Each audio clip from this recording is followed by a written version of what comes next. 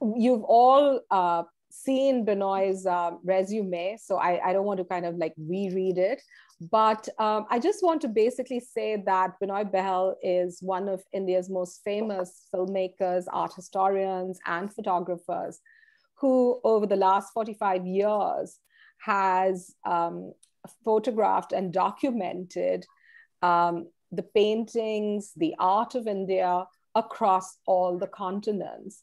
And amongst his oeuvre are 26 documentaries on the paintings of India, 26 documentaries on the sculpture of India, and 26 documentaries on spectacular India, amongst many, many others. And I got to know Binoy many decades ago, in fact, as a result of his pioneering work on Ajanta, where, I mean, if you haven't had the pleasure of seeing his beautiful book on Ajanta, I would seriously urge all of you to go and acquire it. Because Binoy, all those years ago, perfected a technique for photographing the murals of Ajanta. And over the years, I have come back to him to request publication rights for various pictures from his Ajanta work. And of course, his work is extensive, way beyond Ajanta all those years ago. He has traveled, and Sujata, in fact, has been an incredible partner and support working with Binoy across many continents. I still remember actually when they came to SOAS all those years ago. It must be decades ago now, to not only speak, but to also film there. So it gives me great pleasure to invite Binoy to speak to all of us on sacred Buddhist dance. And a subject that has been put on specially for Barbara, because even though she has, she's extremely familiar with it, I think she always enjoys seeing it all over again. And as I said in my email, I apologize to Joseph if some of it is a little basic for you, but at the same time, I think it's so joyous and so beautiful, and his images are so gorgeous that I hope you will enjoy it with us. No, and I also share. I sit at his feet, good heavens. No, and I hope you will share your knowledge, Joseph, in the discussion that will follow. So Binoy, at this point, I'd like to invite you to start speaking, and let me know at what point you want me to share. Thank you very much, Madhu. And thank you so much, Barbara. It is indeed a pleasure to be here in Barbara's Salon to share thoughts about this very beautiful subject with all of you.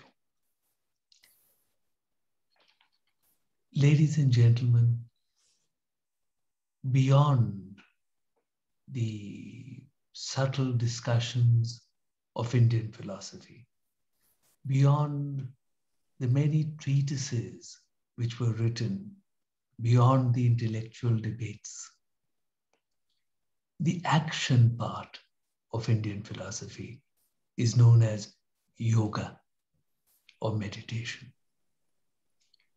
It is that process of search for the truth which may be lasting beyond the ephemeral forms of the passing world around us, beyond what is described as Maya or Mithya, the illusions of the world as we perceive them. This knowledge which we search for is variously described in Indian philosophy. It is known as arupa, or beyond form, beyond the forms around us. A philosophy which is beautifully explained at the Borobudur Stupa that many of you might have visited. It is described as nirgun, beyond the qualities of the material world we perceive. It is described as shunyata, or the emptiness of the world of forms as we see them. And as we search for all this, leaving behind our concerns, our personal concerns, shutting out the noise and clamor of the material world around us, we meditate. And one of the great forms of meditation in Indian philosophy is dance, which you're going to see today. Around the 4th century, Asanga and Vasubandhu in Kashmir formulated the Yogacara school of Buddhism. It is interesting that images of Asanga and Vasubandhu are today to be found only in the temples of Japan, where it is such a pleasure in places like Nara to come across statues of these great teachers. These teachers who have been so fundamental in creating a hugely important school of Buddhist thought. And this Yogacara school of thought developed into what is now known as Vajrayana Buddhism, the vehicle of the thunderbolt, whose logic is supposed to be as striking as a thunderbolt. Around the 8th century, Guru Padma Sambhav, who was teaching in Kashmir, in the valley of Kashmir, took this form of Buddhism across to the trans-Himalayan regions, Tibet, and in India, Ladakh, Lahaul Spiti, and Kinnaur. And along with this school of Buddhism, he took with him this marvelous form of meditation known as the Cham dance. So, ladies and gentlemen, I take pleasure in showing you this film, and will be very happy to speak a little more with you and to answer your questions after the screening. Madhu, if you will kindly show the film. Thank you.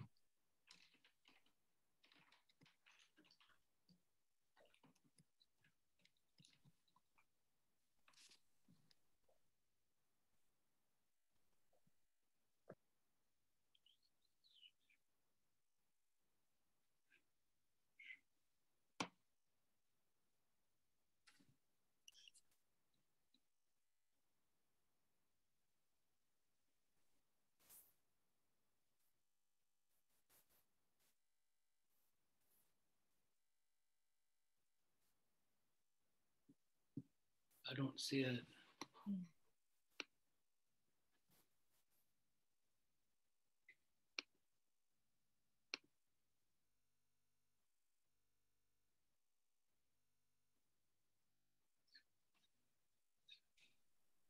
Madhu, it's not showing up. It started, we got to the mountains, and then we got back to the group screen.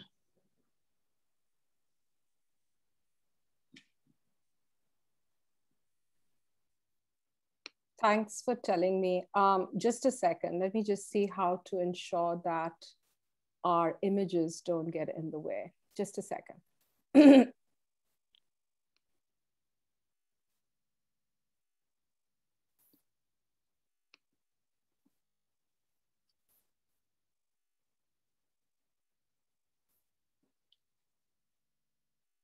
I just want to get the film back to the beginning. Just a minute. That was the most beautiful introduction to Cham I've ever heard in my life.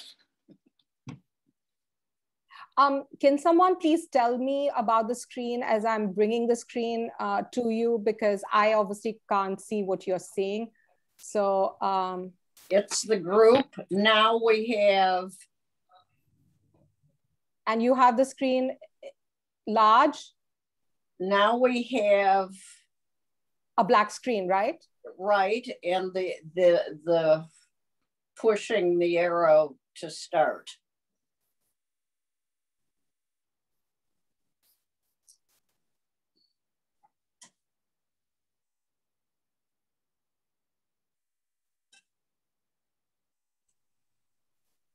But there is no sound. There's no sound? No sound. So strange. Why is there no sound? Because yesterday when we tried it, there was sound. It was perfect. Just a sec. Let me try again. Okay, so I stopped sharing. I need to bring this back to the beginning. I, for one, am perfectly happy with the images. No, just a sec. I know.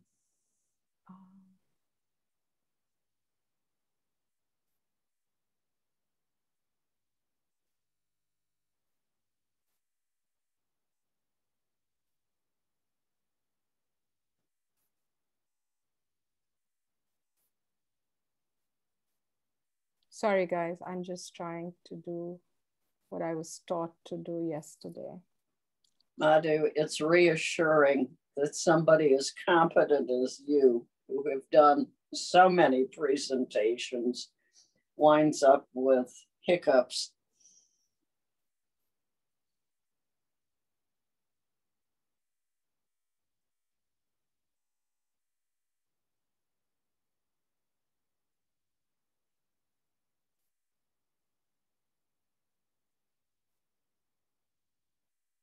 Do you have sound? No. I'm not sure this is an area with sound yet. It is sound. It has sound from the beginning. No, Okay. no sound. No sound. So Barbara, yesterday when you heard it, did you hear sound? I don't remember. I thought you did. I was so busy with the images.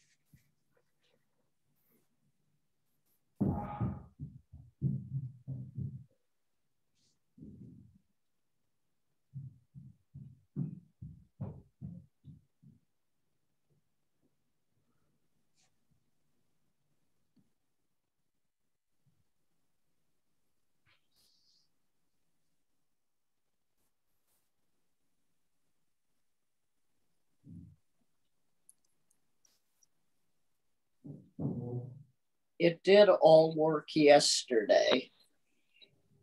I have a suggestion.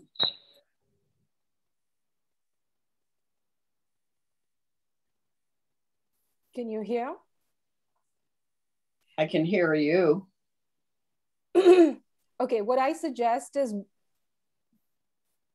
can I just send this to somebody else like Shoma? Shoma, if I send you the video, can you just try to see if you can play it on your computer? Yeah, of course. Okay, just a second.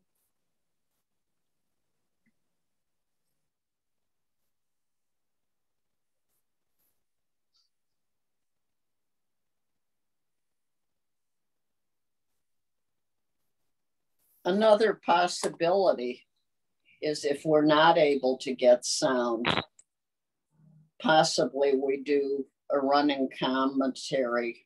No. Wait a minute. Let's just try this. Shoma, it's gone to your Hotmail.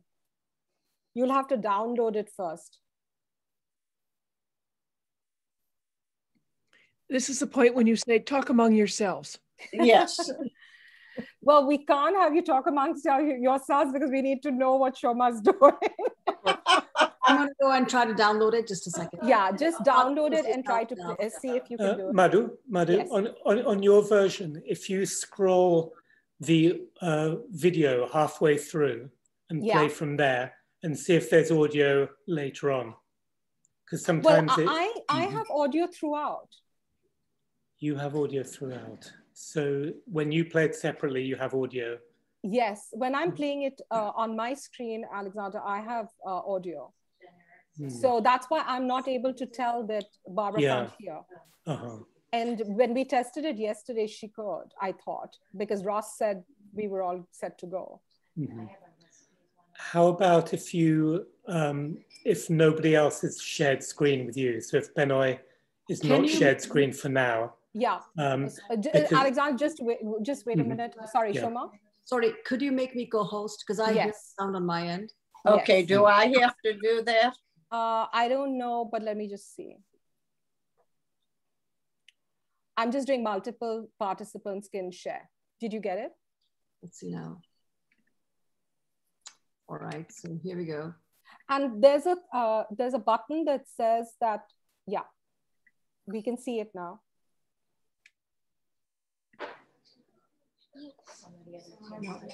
Just take it to the beginning. Yeah. The sound is up. The sound is good. Just go to the beginning. Just take it to the beginning. Just stop it, go to the beginning, and then start. Thanks, Shoma. Go anytime. Just go right to the beginning. Yeah, that's it. You can go. Shall I play now? Thank you. Oh, anytime.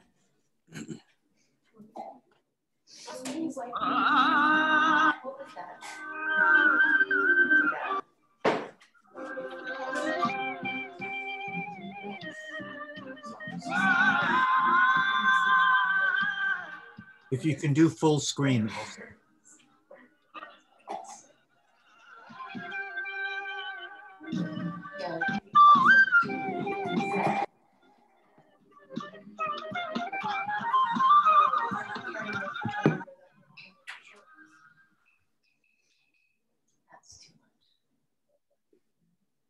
And if we can all mute. For the past 31 years, I've had the joy of... Shoma, can you just stop it? Just let me say something to you. So Shoma, when you are about to share the screen, there'll be a little button saying optimize the sound or something. Dances. Okay. And just stop it for a moment. Every few hundred Optimize for videos. Yes. So just as you're about to screen it, you'll see a button at the base, all right, which says optimize. On an enthralling journey. And press that, because otherwise there's a drag and the film just keeps stopping. And the other thing is, when you do this, Shoma, you need to mute yourself, because otherwise your background noise is coming on. That's why I kept turning my children. Hold on 1 second. I'm sorry. To the high altitude. You need to stop the film for a moment. Take it to the beginning. Then stop share. We have to lie down for at least I don't know where these screens are going. I'm so sorry. Here we go. Stop. Okay. So stop share for a moment. Go back and restart it. All right. But when you're restarting it, when you're about to share, there'll be a little button at the bottom of the screen saying optimize, blah, blah, blah. Just press that. Yes, 1 second, please. So and then mute yourself. Yeah. Okay. Thank you. And everybody else mute yourself and just let Shoma know that we can hear her. So I'll hit share screen and that optimize button. Share computer sound, is that it? Optimize screen, yes. Why won't it let me do that? That's it. That's it. 1 second. And just try to make your screen make it large. Yeah. Mm-hmm. Can you see? And just take the film to the beginning. Just take the film to the beginning. Yeah, that's it. Now you can start.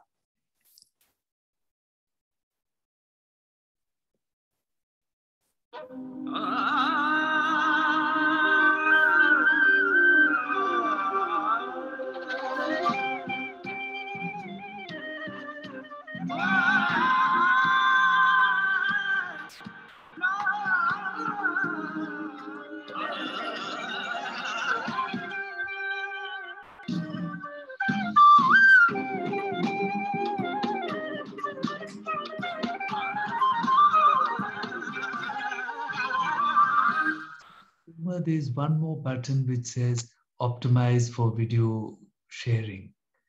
Over the past 31 years, I've had the joy of traveling repeatedly to many corners of this vast subcontinent that is India. It is amazing to see how landscapes, culture, food, music, dances, and even languages change every few hundred kilometers that you drive. You see the highest mountains of the world, great seas, bountiful rivers, and best of all, a people whose thoughts and heritage go back a few thousand years. Join us on an enthralling journey. I am traveling again across the whole of India to bring you spectacular India. This first film will take you to a magical land. We will go across the great Himalayas to the high altitude cold deserts of Ladakh and Spiti. Here the oxygen is scarce in the air and we have to lie down for at least a day to allow our bodies to acclimatize. We will go to the land of the dance of liberation of the Lamas. Ladakh, the land of high mountain passes, is nestled between the tallest mountains of the world, the Himalayas and the Karakoram range. Here, eternity is never beyond the vision of man. The Buddhist faith arrived here in ancient times. It brought with it belief in the harmony of the whole of creation. The belief that the transitory world around is an illusion called samsara. We must lift the veils of this illusion to see the truth beyond, the truth of our oneness with all that there is. Life is difficult in the high-altitude deserts. The Buddhist faith imbues the lives of the people here with patience and understanding, with a vision which is born out of the love of all of creation, a vision which always looks to the eternal. These are lives which are touched in every moment by the sacred.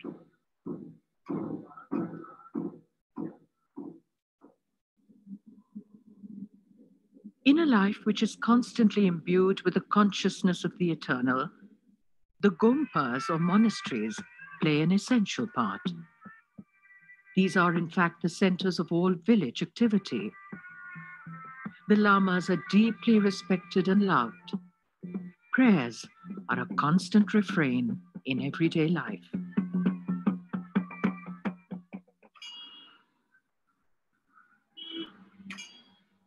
The gentle traditions of Buddhism are continued by the people of Ladakh till today. Their prayer wheels are meant to unite the body, mind, and words in harmonious prayer. Mantras, or sacred chants, are written on scrolls of paper which are inside the prayer wheels. Prayers are also recited while turning the wheel. Thus, the faithful remain fully absorbed in thoughts and deeds related to that which is beyond.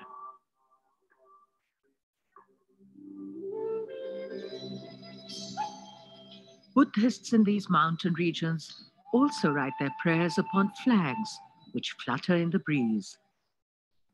They believe that the offerings of their prayers are taken by the wind and spread throughout the world.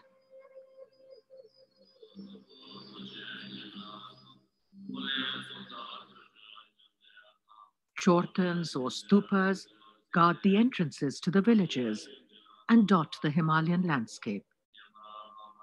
They remind us that the land is truly blessed by the prayers and deeds of the faithful over the years.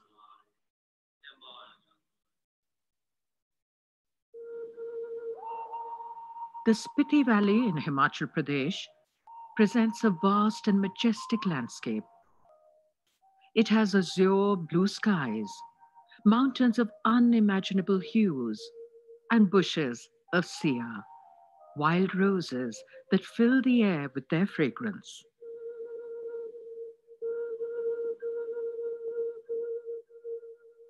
The high mountain passes which connect this valley to the rest of the world remain snowbound for half the year. As one can imagine, life is extremely hard. The culture of this region is steeped in the compassion of the Buddhist faith.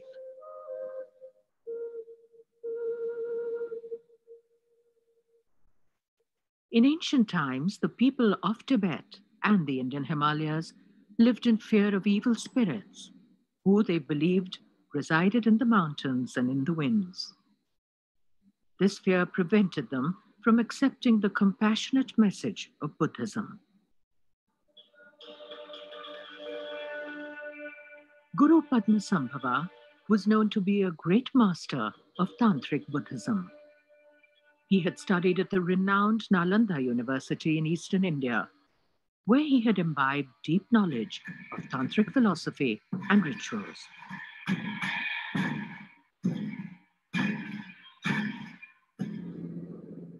The great Guru swept across the entire mountainous region, through Ladakh, Kinnaur, Lahaul Spiti, Tibet, Nepal, and Arunachal Pradesh, establishing Buddhism everywhere.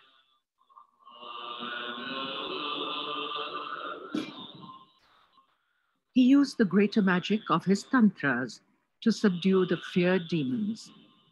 He made them defenders of the Buddhist faith. Till today, he remains the most revered deity of the entire Himalayan region.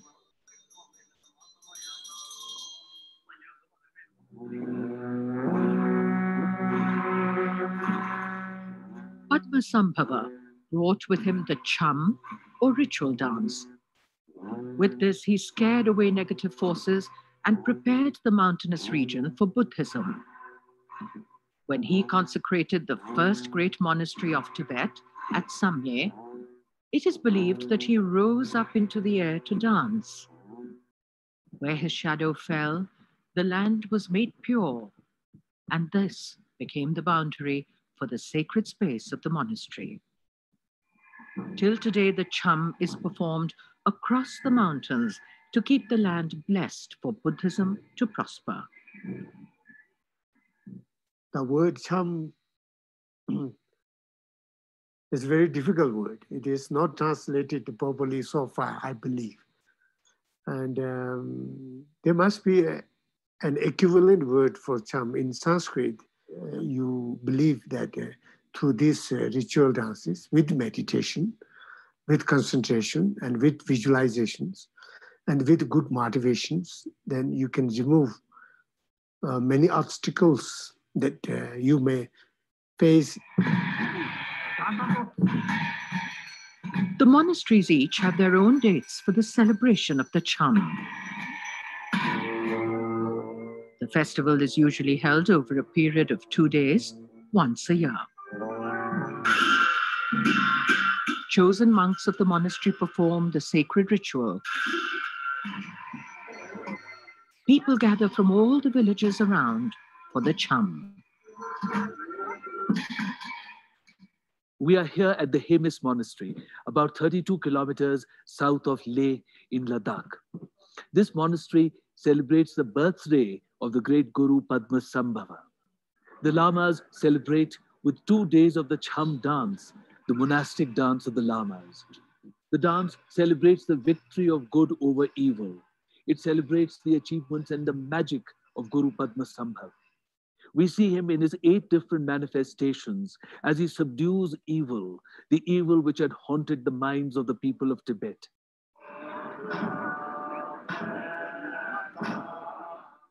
तंत्रिक में खुद को उसको विचार करके देवता के रूप में प्रकट होना पड़ता है, वो विचार रखना होता है.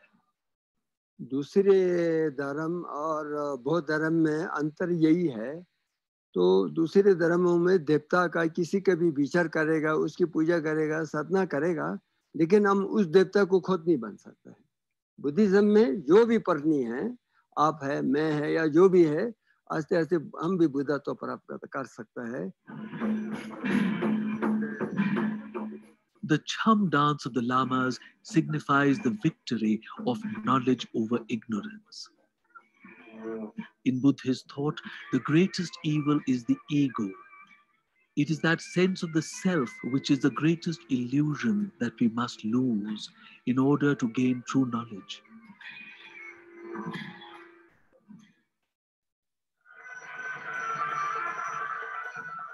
We are in the key monastery, which is high atop a towering hill in the heart of Spiti.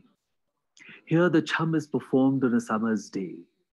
The Lamas spend many days in preparation for the Cham. They have each selected a deity who they will be, and they meditate. They meditate to lose their own identity and to become that deity. For on the day of the Cham, it is not the Lamas who will dance, but the deities who will be on the sacred ground. अभी तो ऐसे कि लोग ये कि function में ऐसे तमाशा के रूप में देखता है, वो एक्चुअली ऐसा नहीं है। वो देखने वाला भी एक देवता के दर्शन कर रहा हूँ करके देखना चाहिए।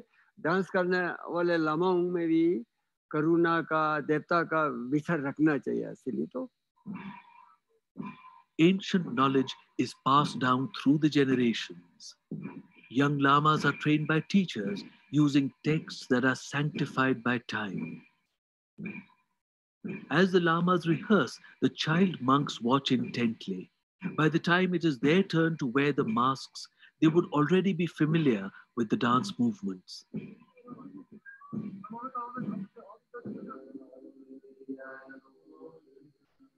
The day before the Cham, the monks pray to gather their spiritual powers for the sacred dance. These prayers are imbued with deep tantric meaning. Symbolic weapons are used to subdue malevolent deities.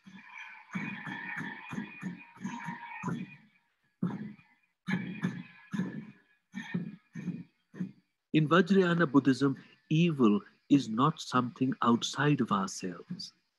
It is our own ego, our attachment to the illusory world around. It is this evil within us which is subdued and transformed through the prayers and finally through the experience of the Cham.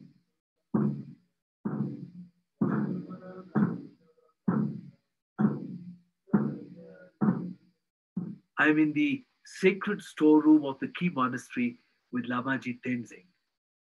The costumes and masks for the Cham are stored here. These masks are very important. For on the sacred ground, it is not the individuals, the lamas, who will dance. They have to forget themselves. They have to obliterate their own personalities to become the deity. So it is the deity who will dance. Actually, all the deities you find in Tantrayana, they are a form of different wisdoms, you know, like the compassion, the power. So all these qualities of Buddhas appeared in different forms, and then that is easier for practitioners to visualize. उनके जो कपड़े जो है वो पहनेंगे पहले, तो पूरा वो जो मास्क लगा के, तो हम सोचे इनकी हम उसको फील करेंगे कि हमारे हृदय में प्रवेश कर चुका है। पूजा हम रोज यहाँ पर 7 दिन पूरा पूजा करते हैं, तो पूजा करके और ये भी मानते हैं कि हमारे जो मन में जो पहले जो गलत सोच हो वगैरह वगैरह ऐसे चले गए हैं, साफ हो गए। खुद को पहले उसके काबिल बनाना पड़ता है मंत्र में जाप के, ये पूरा मानना पड़ता है कि ये जा चुका है, हमारे मन में कोई भी पाप नहीं है, कोई हम पूरी तरह सच हैं, तब हम इसको लेकर चम डांस करते हैं। Today, on the day of the Cham, these are the last few personal moments that the Lamajis have before they surrender their personalities completely to be the deities who will dance upon the ground and shower blessings upon the whole universe.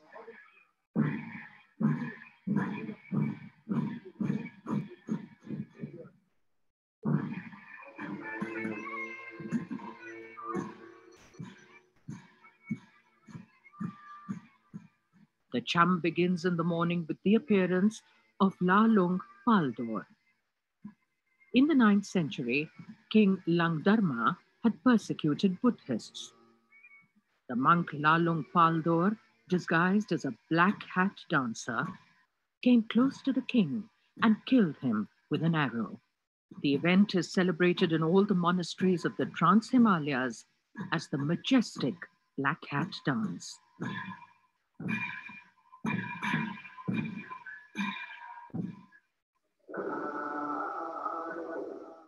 The masks cover the ordinary day-to-day nature of the men and present instead qualities of the deities within them. There are peaceful masks and those with wrathful expressions.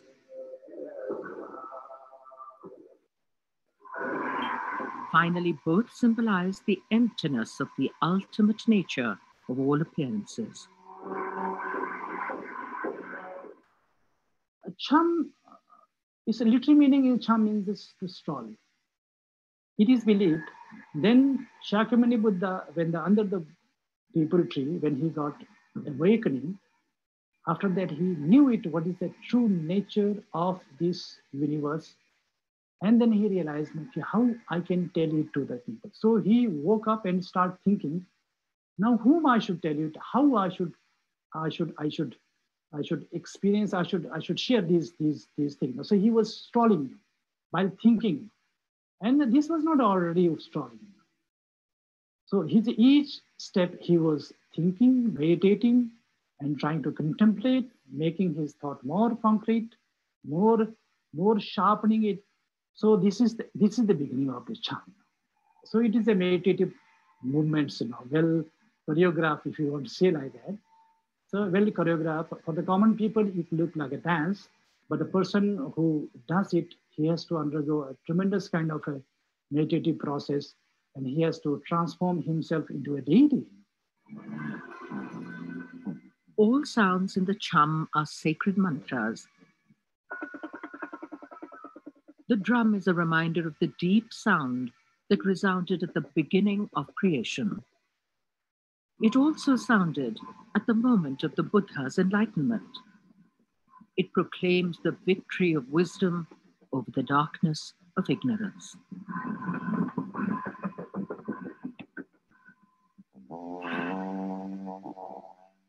Music is presented as an offering to the divine. It elevates the mind to a deeply contemplative state, freeing it from the bindings of the mundane world.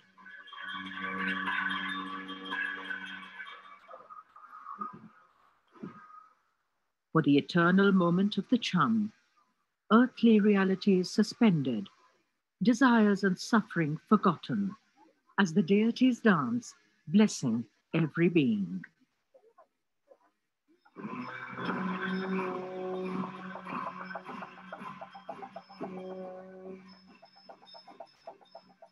Vajrayana Buddhist thought has the clarity and indestructible nature of a diamond, as well as the striking nature of a thunderbolt. Its purpose is to free us and to dispel the veils of ignorance with the force of a clap of thunder.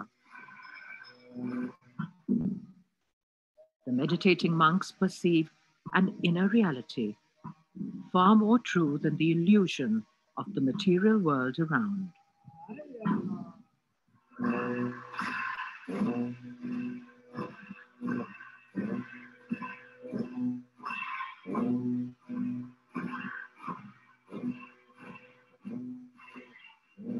The linga, or symbol, represents our ego. Finally, it is dismembered and cut into many pieces with the dagger of wisdom.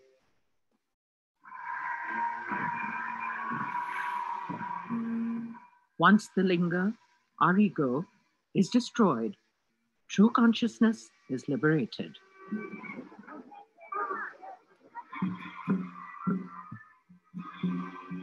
Men, women, and children gather at the monastery from villages near and far. For these deeply devout Buddhists, the sacred performance allows them to be in the presence of the deities they worship. The Turma is considered to be the abode of Yama. In the days of the prayers, all negative forces within us are sent to the Turma.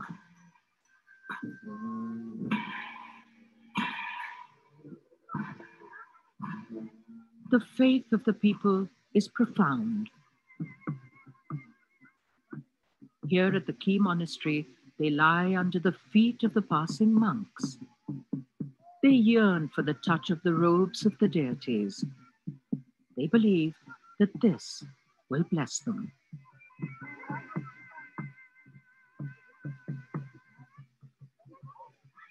At the culmination of the Cham, the Turma is taken out of the monastery to a remote place.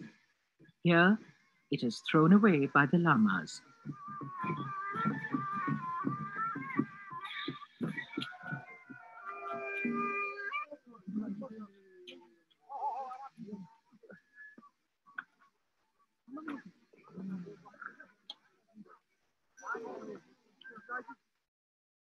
But sometimes some monks who are practicing Dharma seriously, they can come in that kind of form and so forth, but it has become very rare because of this degenerate time, you know, because the people's faith in spirituality or people's faith in Dharma has tremendously reduced. The times have changed and it's changing, of course. And that's why we call this time is degenerating, what we call Kalyug. लमा के विचार में देवताओं का करुणा का जीता उसका विचार होना चाहिए। मेरे कहने का मतलब ऐसा है, वो कितना रख पाता है वो लमाओं पर निर्भर करेगा। ये रख सकता है नहीं सकता मैं गारंटी नहीं कह सकता हूँ, क्योंकि अभी थोड़ा जमाना थोड़ा कलयुग आ रहा है ना। This is the land made pure by Guru Padma Sambhava of the Nalanda University more than 1,000 years ago. The search for the emancipation of the self continues till today. It is the desire to rise above the attachments and the illusions of the material world. A search of which the Cham is an ultimate expression.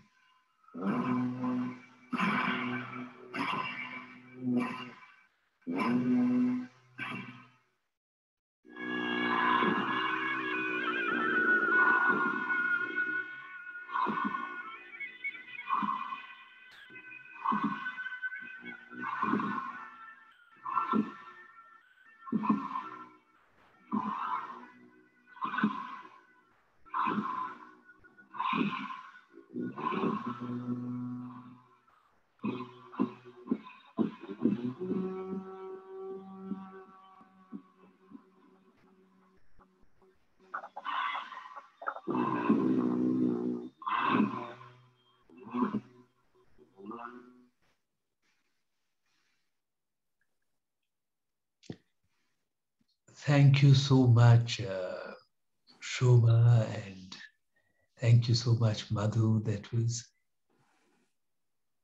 was indeed perseverance to make sure that you were going to run the film. Thank you so much. My thanks also to Sujata Chatterjee, who's here with me and helping me, and as she does with all that I do. And my thanks to Joseph for his very kind comment on the introduction I made before the film. Thank you, Binoy. That was wonderful. Yes. I just wanted a moment to let it all, flow through us. But I think at this stage, shall we open it up for conversation and discussion? I thought I'll just say a little more and then we could do. Yeah? Thank you. Thank you so much.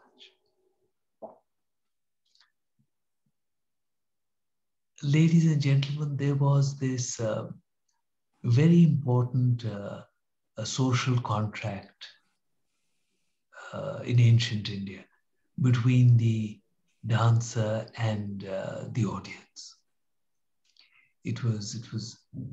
Dance was not intended to be something which was performed on a stage and perhaps we would clap. Dance was understood to be this noble form of meditation in which the dancer, in this particular case, the Lamaji, lost himself, lost his ephemeral concerns, lost his ephemeral personality, and awakened the best that was within him, awakened the deity within him. And the villagers, in this case, the audience, came in order to share, in order to be transformed, in order to travel a few steps towards eventually becoming the deity themselves. There are two more things I should share at this point. One is that in the Indian philosophy of aesthetics, which was developed at a very early age, it is believed that the moment of the aesthetic experience, when you see something truly beautiful in nature or in art, that moment is in fact akin to the final ecstasy of salvation itself. For in that moment, you are seeing the grace which underlies all that there is. The veils of illusion, of Maya or Mithya as it is called, are lifted and you are seeing that grace. So that is what the audience is coming for. Also, it's important to understand that in Indian thought, coming from the Upanishads, from the 8th, 9th centuries BCE onwards, there are no gods. There are deities. These deities are personifications of concepts and the qualities inside us, wisdoms, as the Rinpoche was calling them. These qualities which are within us, and when we respond to something truly beautiful, it could be in a beautiful painting, it could be the power of the cham dance, the ecstasy of it all. When we look upon these things, when we respond to these things, it helps to awaken that quality of grace within us. The idea is that eventually, if that quality is awakened enough and it grows enough within us, we would then at some point become the deity ourselves. So this is that wonderful social contract between the dancer and the audience. It is all of it a very important, a sacred act, a joyous act. And somewhere we must revive true knowledge. We must revive an understanding of that.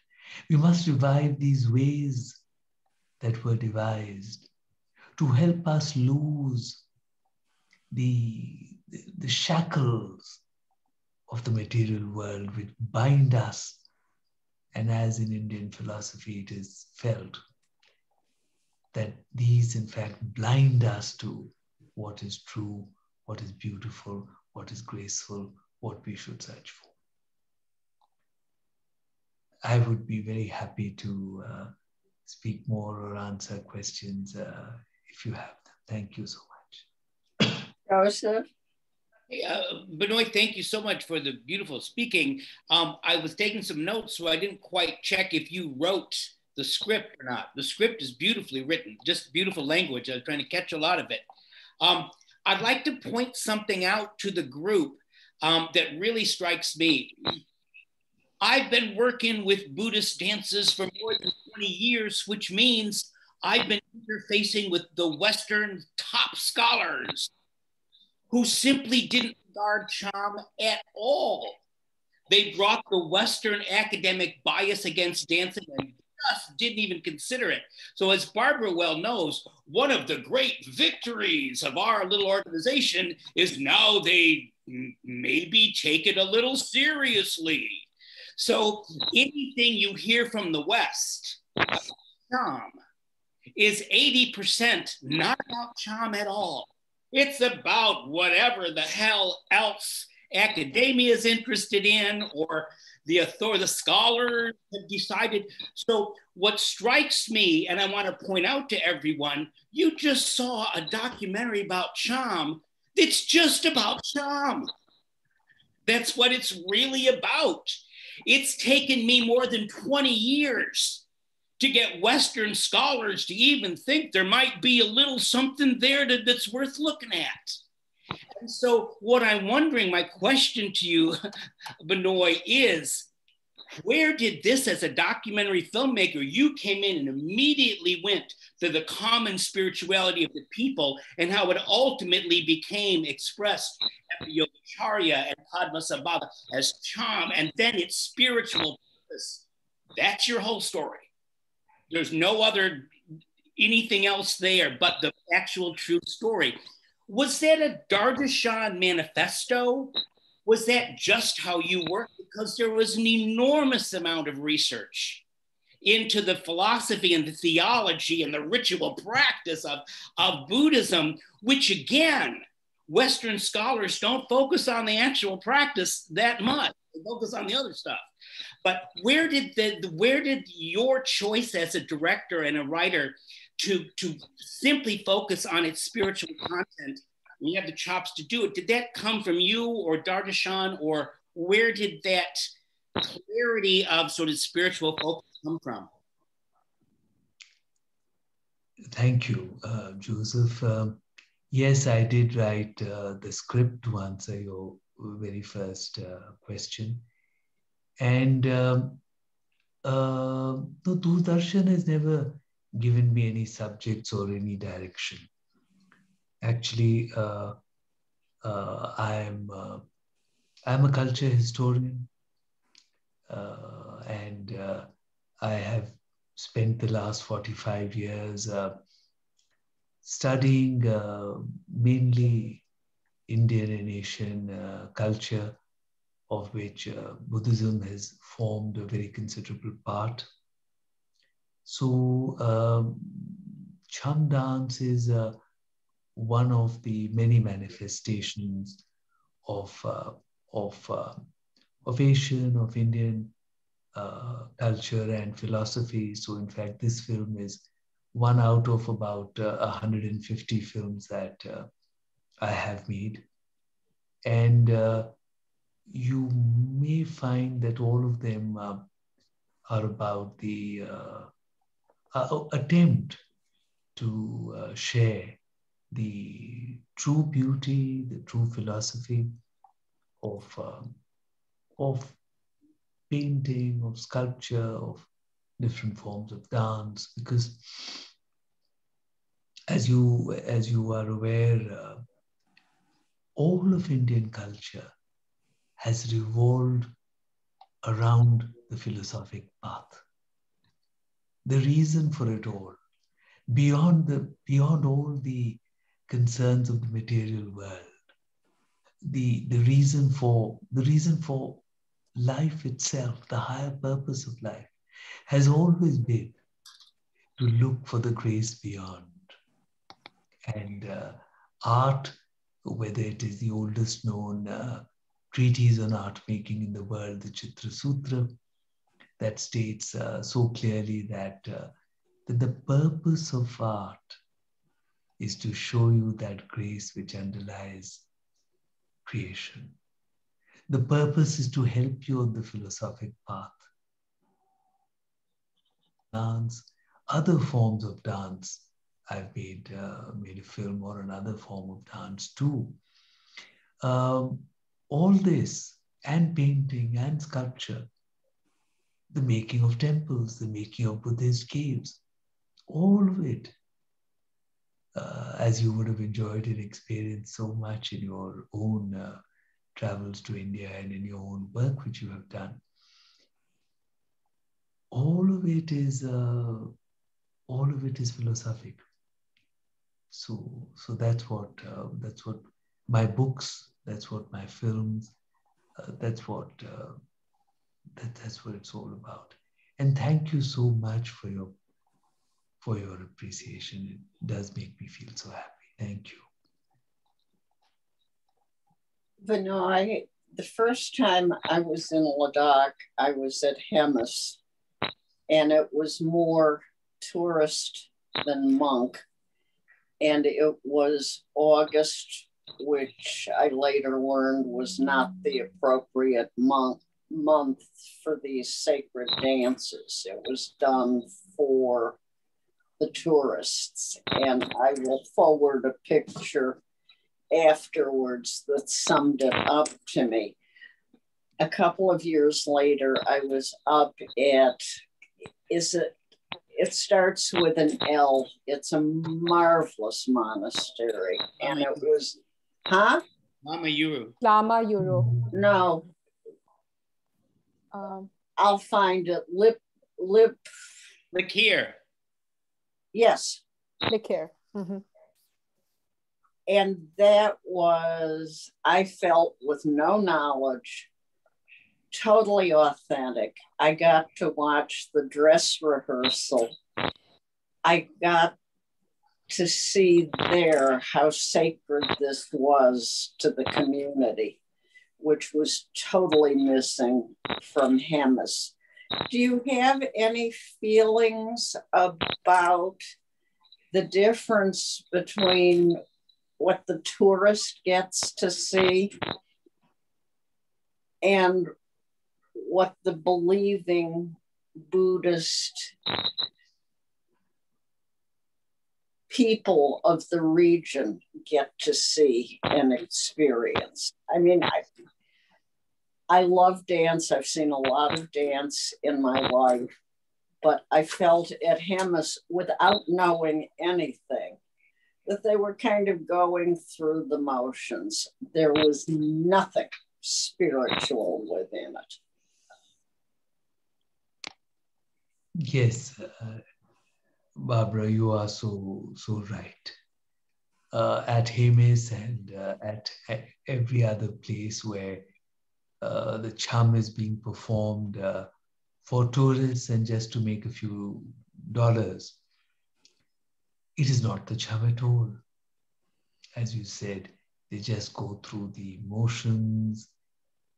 It's not the cham at all. The cham is something else. The cham is a great moment. It's a great moment of ecstasy. It is a moment for which the Lamajis should have spent at least a week in deep meditation and prayer to prepare themselves, to lose themselves and to become the deity. And yes, the people, the people at the key monastery that you saw in the film, you saw them lying on the ground under the feet of the passing lamas after they had danced. And I'm reminded of one occasion when there was unseasonal rainfall during the cham. And these very heavy clothes of the Lamajis, they were sodden and wet, and even far heavier than they would normally be. And the Lamajis were trying, with all this weight on them, as it is, they are thick-set, big people.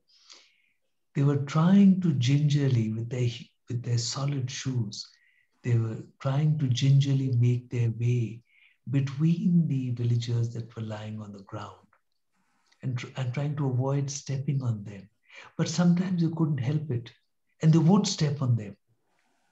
But the villagers wouldn't mind. They wouldn't even wince.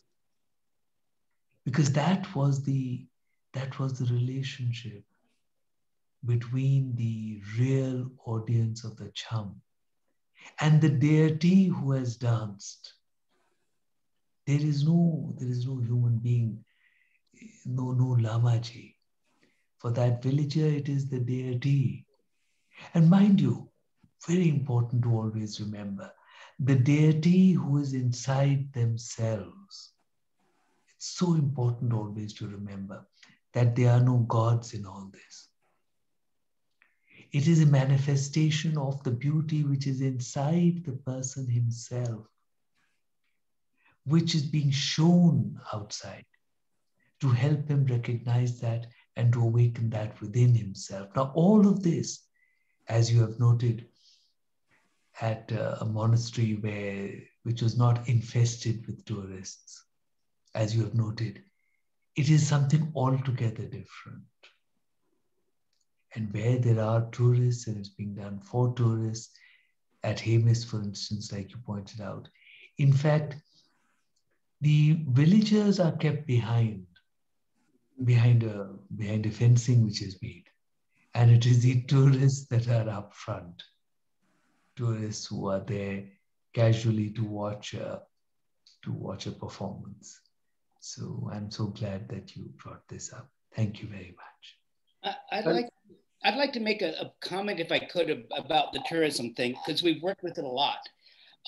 It's important to remember Machu Picchu did not destroy Machu Picchu. Mass tourism destroyed Machu Picchu and Venice and so many other places. And, as you know, a lot of, we're working with Tabo now.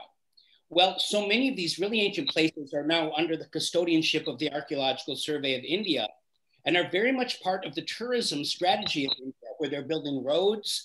And Tabo does not have a choice. The abbot would love to close the door to tourists. The paintings are fragile. He doesn't have the power to do it. So a lot of places, and in Bhutan, where these little villages were just overcome, they would try everything, like give the tour operators the wrong dates. Things they would do, but how do you do it? And then you just get overwhelmed by tourists. And I always remember we went to Key and spoke to the abbot about what he thought about tourists, and he said, well, the road's not here yet. They're like mosquitoes. They're irritating, but they go away. He said, they never stay, they leave. So it's really a challenge. And sometimes I think very much the monasteries are really doing it for the public, but other times they're just really, as you said, infested by tourists, and they don't have control. They would love to control it more. I had the opportunity, as Barbara knows too, to go through China and see the Tibetan ritual performances in China, where they're very well controlled. There are no out of control attendees at all. The ritual ground is always observed very carefully and no one interrupts the monks. But as you know, if you go to some of these festivals for tourists, there's just so much interruptions and so much cameras and tourists it's hard to control the tourists. And so I think that tourism is a real issue for all ancient rituals, not just Buddhism, and something that really needs help, because like UNESCO and other things, they function through the national governments. So the national governments are kind of making choices and plans with great intentions, but how can you possibly know, like you do, the real philosophies behind everything and what should be respected and how to ask people to respect it? So, one of the things we've tried to do for monks, help people understand what they're looking at, because they don't a lot. The monks don't often help people understand what they're looking at, and Westerners have no background to understand it anyway. They need something. So I think tourism is really an important issue, and something that's always going to be continuing to be something to work with and on. What was appalling at Hemis was there was no sacred space. And the bigger the camera, people were just tromping over, I use the word performance space, which was really sacred space. And I looked at the monks and they looked like, first of all, they were detached. And secondly, they were like hunted animals. And I didn't know what I was looking at that point. I just knew it was wrong. Fortunately, I was lucky enough on second trip to get to see something authentic. And Benoit, I don't know if you're familiar with the photographer Jimmy Nelson, but he is doing magnificent work on his first book was Before They Disappear, and he's photographing disappearing cultures. And as I was looking through it, I went, oh my heavens, I've been to that monastery. I've shot those same shots, not like he did, but it is the problem of it disappearing. And it will be photography, which you're doing, which captures a moment in time, but it's gone.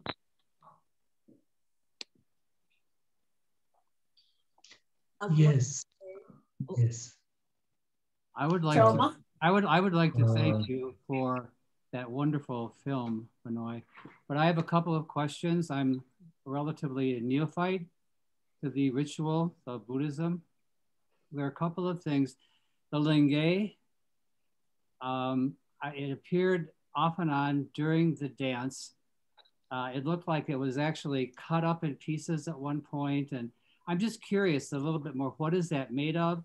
And what is the significance of it? But almost more important to me is when the Lamaji is approaching the moment of ecstasy or insight or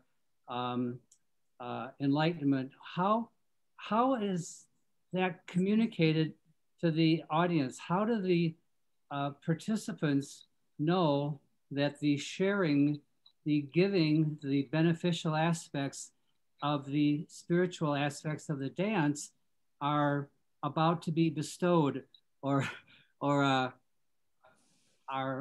ready to be received by the audience or ready to be given by the dancers? I'm just curious because it seems to me so subjective. The whole transactional aspect is so subjective.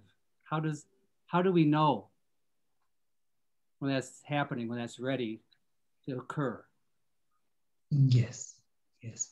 Now let me try to remember the various things that you touched upon.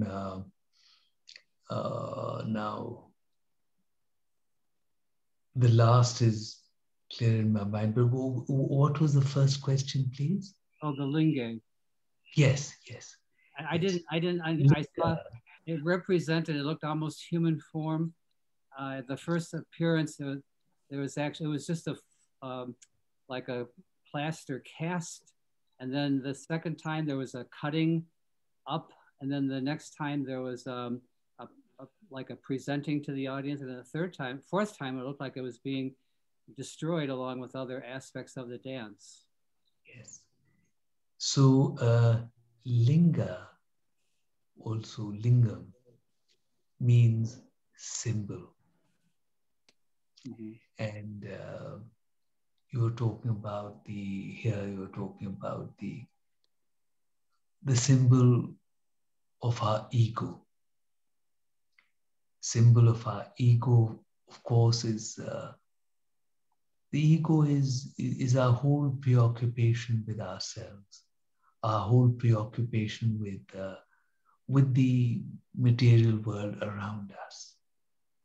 So that is what we are talking about destroying in the process of the prayer, in the process of the cham, in the process of it all. Mm-hmm. And here I must also say that we are so used to speaking in the English language and using the word prayer. Puja is not prayer. Puja is much better translated as adoration. We adore the qualities that are inside us. We adore the deity. That's a much better translation. Because, yes, sorry, there was a disturbance, but yes. Now you're talking about which is the moment of the sharing of blessings. Now, in meditation, it is all a process. And subjective, yes. As a matter of fact, what we're talking about in Indian philosophy is always experiential knowledge. The written word is in fact considered to be dead. And that is where the value of the guru comes in. That is where the value of the cham dancer comes in. That's where the value of the art comes in. Something which makes it, which helps awaken the truth, which is already within you. So it has to be completely subjective. It has to be the awakening of that which is within you. It is you. All the knowledge is you. The demon of ignorance that Shiva dances upon, for instance, apasmara, is in fact the demon of the forgetfulness of the truth. We have the truth inside us. It is our forgetfulness of the truth which is dealt with. And yes, it is a continuous moment. It is a process. All of yoga is a process. Thank you very much. I'm seeing that as you get closer to the destruction of the linga, you're getting closer to the sharing of the joy, or the sharing of the knowledge, or the sharing of the awareness. So the two kind of progress together. Certainly, this is, as in every story which is created, there is a movement of the story. So that is the outer manifestation of it all. But simultaneously and deeply, there is the inner manifestation. So as you destroy the outer, when you destroy the linga, then are you able to receive the benefit? Because you destroy the ego. See, we could look upon it as a very ritualistic thing. And we could say that actually that destruction of that effigy made of dough, yes, actually is such a moment. No. Okay. It is actually the creation of that knowledge. It is the awakening of that grace, which is what this is all about. Okay. So there is a story. There are so many stories which are made. There are formulated, ritualized forms of the story, ritualized forms of sharing. But what is inherent? I understand. Is that yes. I understand. Thank you. Thank you. Thank you. Shoma? I wanted to say the first time I heard of Joseph is because I read your article on charm dancing.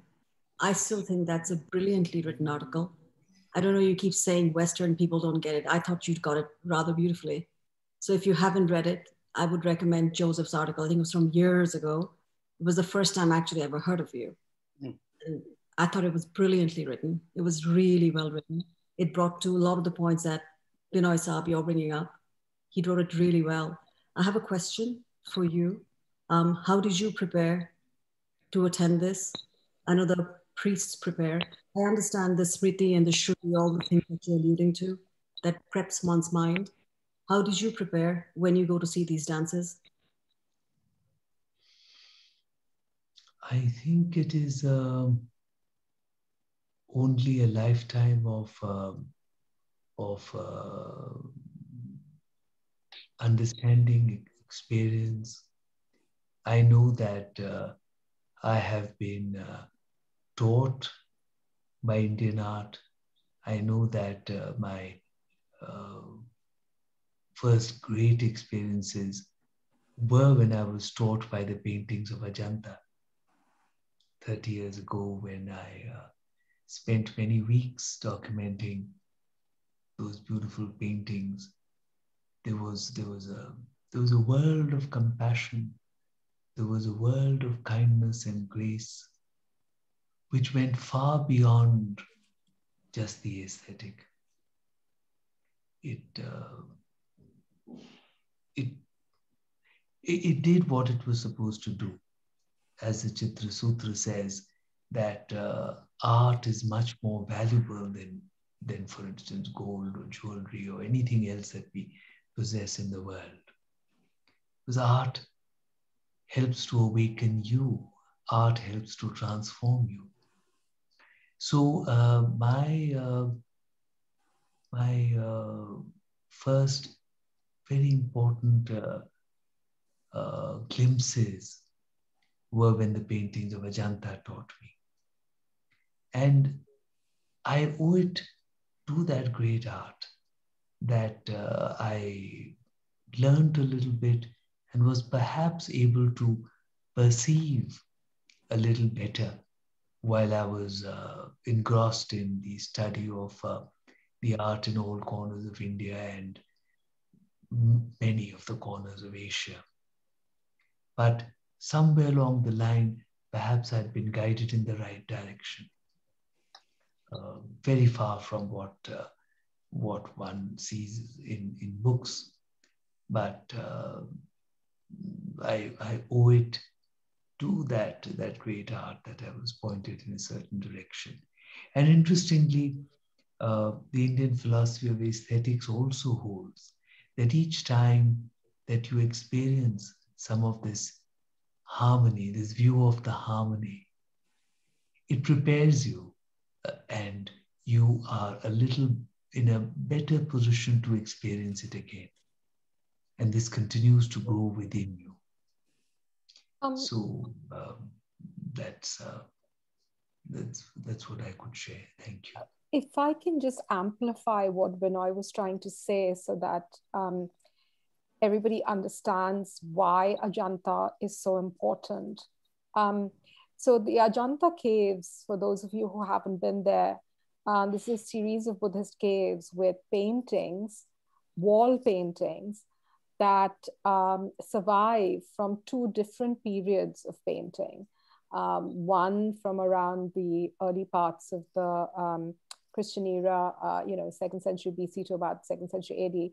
But the more important paintings were from around the 5th, 6th century AD.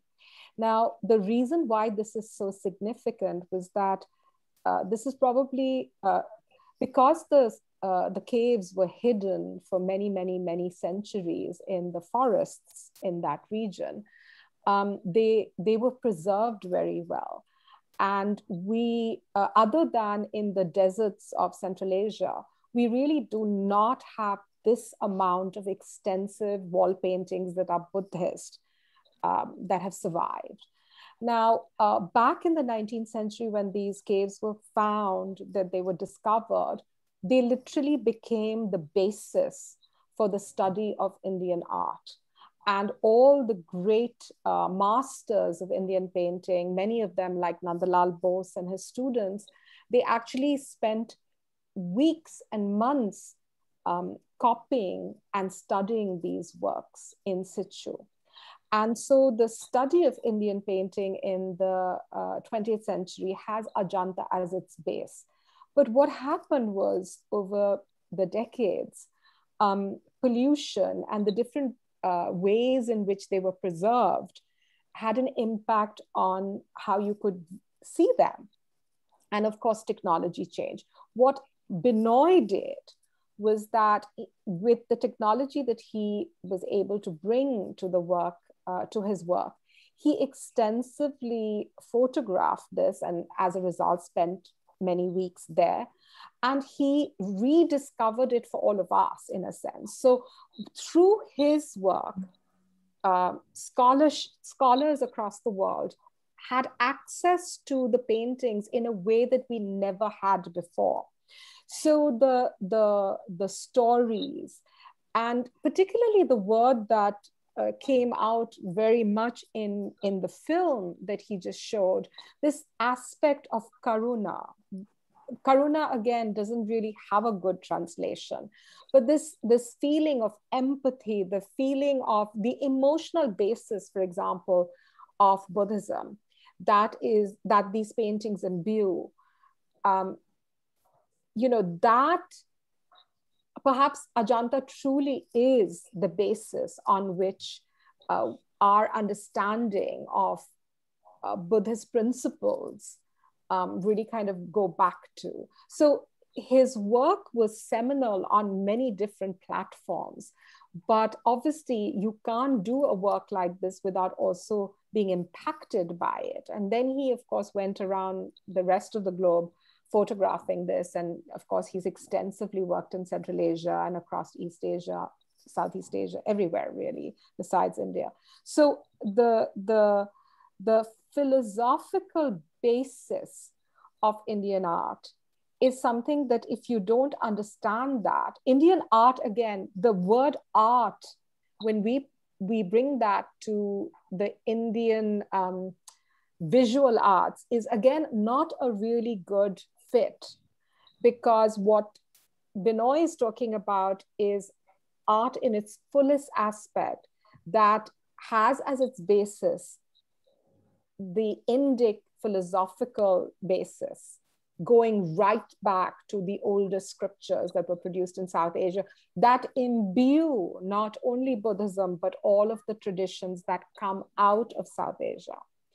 And so to think of it in as just visual art in the way that we do in the West, which is just, and especially when you think about modern and contemporary Western art, which is completely divorced of any of these rootings, I think that's where our challenges come in trying to explain the South Asian perspectives on art, especially the pre-Islamic, because a lot of Indian art is post-Islamic, so it's more secular. And what Benoit is trying to bring to you all is that older tradition, which really goes back to Ajanta and the oldest remains that help us understand, the philosophy along with the visual, because it's all one. One is inspiring the other. But Madhu, I have a question on Buddhism. Buddhism didn't have art in the beginning. The philosophy of Buddhism had nothing to do with material culture. It had none of it. Actually, that's not really correct. It's more a question of what has come down to us. But if you actually look at, I wrote a huge section of my PhD on the Buddha image. And if you look at the oldest layers of the Pali Nikayas, you will see references to painting, you will see references to images. So there are literary evidences, but the earliest things to come down to us, the material evidence to come down to us, is from the period of Ashoka. Because Ashoka in the 3rd century BC took Buddhist art on a kind of, in his world, to a kind of international scale. And so a lot of the monuments that have survived are from the Ashokan period. However, many of the Ashokan period stupas, for example, monasteries, etc., have older foundations going back to the time of the Buddha, because the earliest cities, for example, in India are all of the time of the Buddha or older. So actually there is a lot of material evidence. It's for us to look at it. In itself, because it talks about impermanence, not having a connection. If I may add, that's all I meant. If I may add a little to that, the earliest representations and why they were made like that in Buddhist, Jaina, and pre-Buddhist and pre-Jaina times were in fact the stupas. And why were they made the way that stupas were made? What were they all about? And around the stupas and in their railings, there came to be other things that began to be made. One day, Madhu, if I were to give for you my talk on the birth of deities, that may also be interesting. Yes.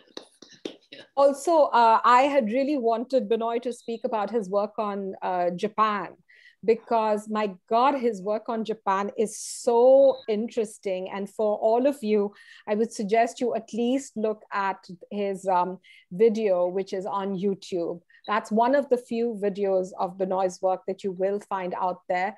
Japanese deities. What is it called? Japanese deities in Hindu deities in Japan.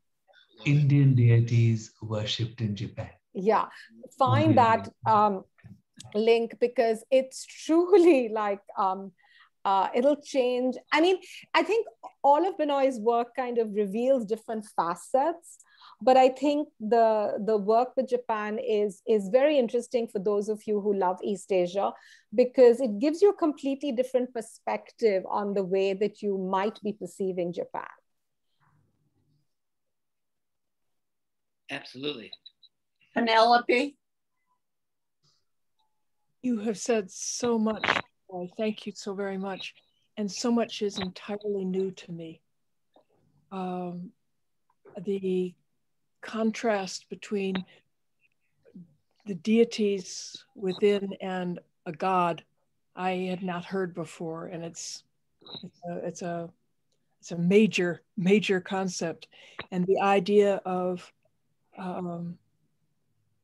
all of the various forms of art in this tradition. Please correct me if I'm saying something wrong, by the way, of being informed by, emerging from the philosophy behind it. It's a huge field to think about. Can you help me find an entry point as someone for whom this is completely foreign? I'm in Chicago. I grew up in Chicago in a completely different environment. But I heard what you said about the art and the sort of the aesthetic experience, reaching to an inner truth. But the philosophy to me means words, and I don't know how to get into this. Could you help me? Well, I would be very happy to guide you as best as I can. One of the things I could recommend is that I am in the 5 Saturdays of May next month giving a course on Indian art and its appreciation on behalf of the Gandhi Memorial Center, Washington, D.C. And if I have your email ID, you could receive the links. I'll forward it, Binoy. I'll forward it to the whole group after this talk. Thank you so much. Yeah. Binoy? So besides that, I would say that that is important, because that is you receive it, you receive it while somebody is also speaking. That gives a certain living quality to the knowledge and helps you to respond to it. Besides that, later, if you sit and read in a little more detail, I would suggest my book in 2 volumes, The Art of India. Saw that, yes. That would give you some material to rethink about what you hear, and you could keep in touch, and I would be very happy to. I'd be very happy to guide you as best as I can in this, because philosophy, according to Indian knowledge, is a very living thing. It is in the moment, it is in life, it is in all of life. And in fact, one of the amazing things about Indian philosophy is that the most common of people have understood it as much as the most learned of people. It has not taken a professor at a university to understand Indian philosophy and to talk about it, or to understand it in a very nuanced way. But even gardeners, domestic help, anybody has known Indian philosophy so well, because it is a living reality. And indeed, it is so important for philosophy to be a living and vital thing. For it to be just in books is something which is so devoid of the true purpose of philosophic thought. So whatever ways that I can, whatever that I can point out, I would always be very happy to help. Thank you so much. Thank you. Benoit, years ago, there was a writer by the name of Skyhawk, and she was just dividing what power is. And when you are talking about God versus deity, she was talking about power over, was imposed. And then she was talking about true power, which is the power from within. And I'm wondering, when you're talking about the deities and the power from within, if she didn't capture that knowingly or unknowingly. Certainly, we are talking about the power. We are talking about what there is that is within. And the belief here is that everything that there is within. What we see of the outside world, the separation that we see of ourselves from what is around, is an illusion. It is an illusion because of the limitations of our senses and sensibilities. And it is believed that if we begin to be enlightened, we will see what is true. And yes, it will all come from within. All that there is within.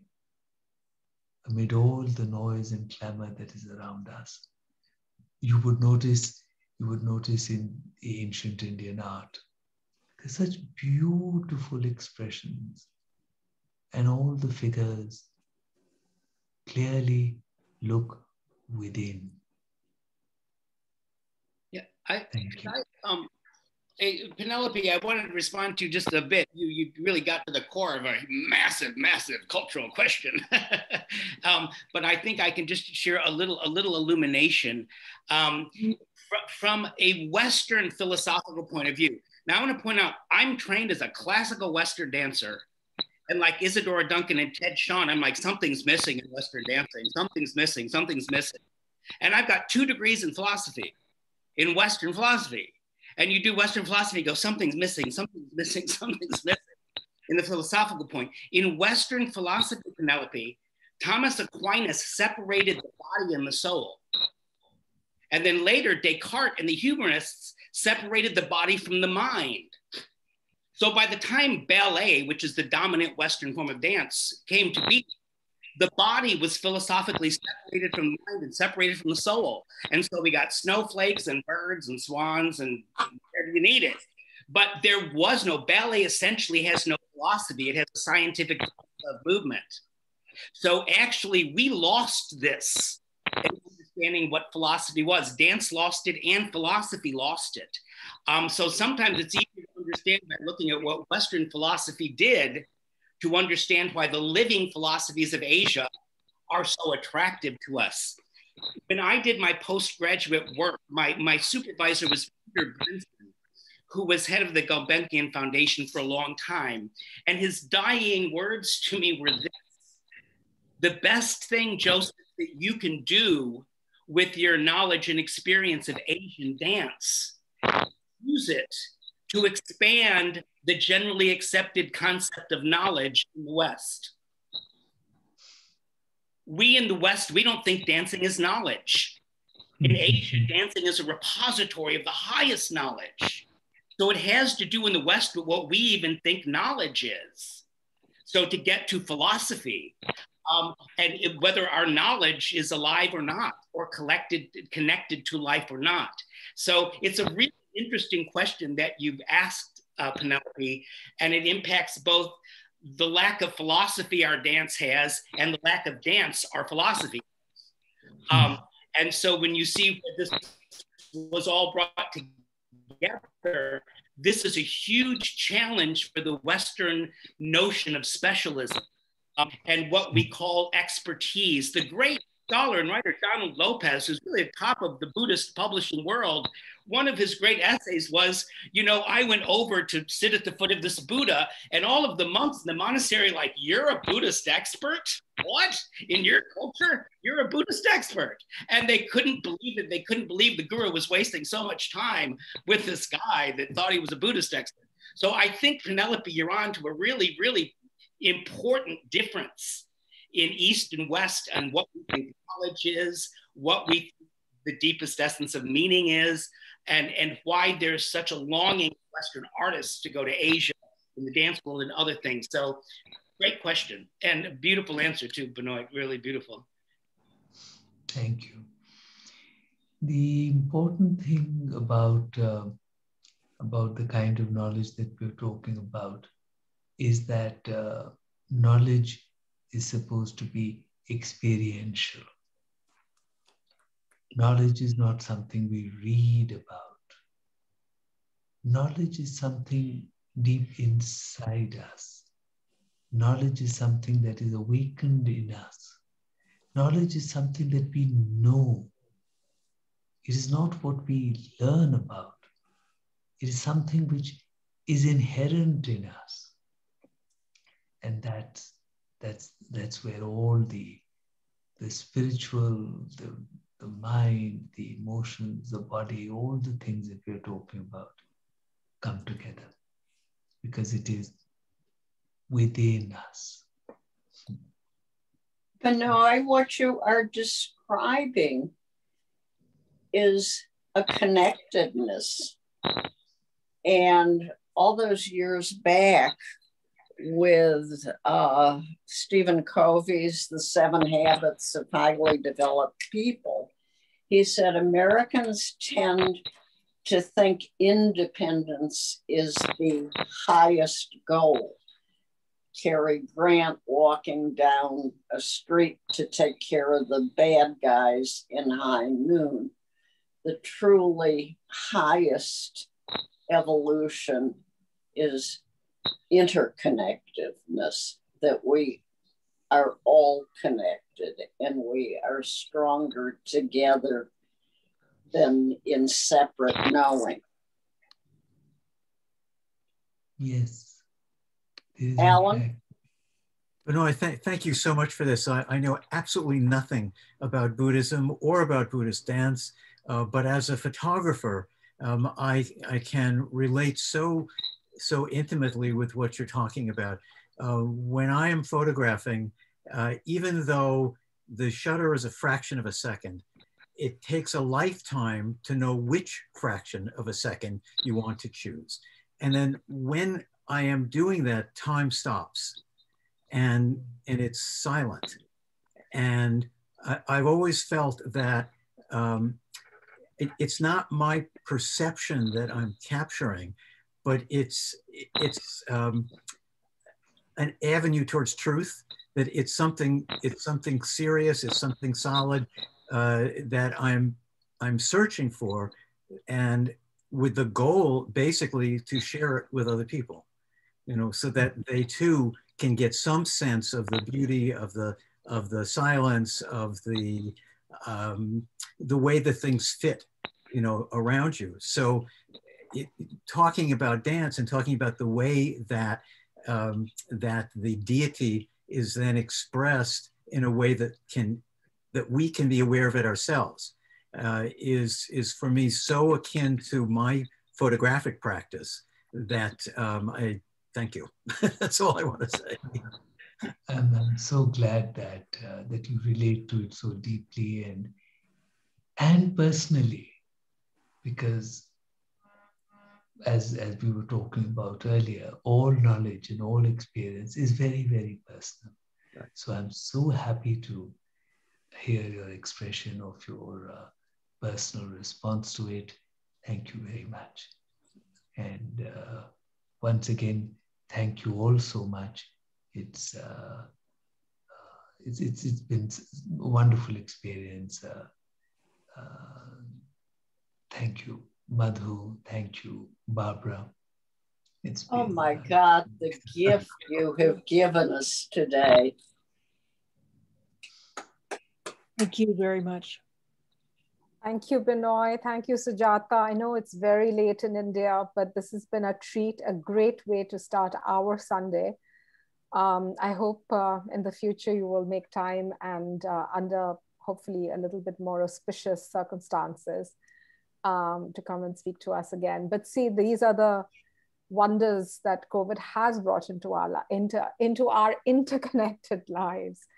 And for that, we need of today of all days to be very, very grateful. Thank you, Binoy. Thank you, Sujata. Stay safe in Delhi, okay? Yes. And all the best to you and your families. Thank you. Thank you. Thank you. And thank you, Madhu, for making all this possible. Yeah, thank you. Absolutely. My pleasure. Thank you.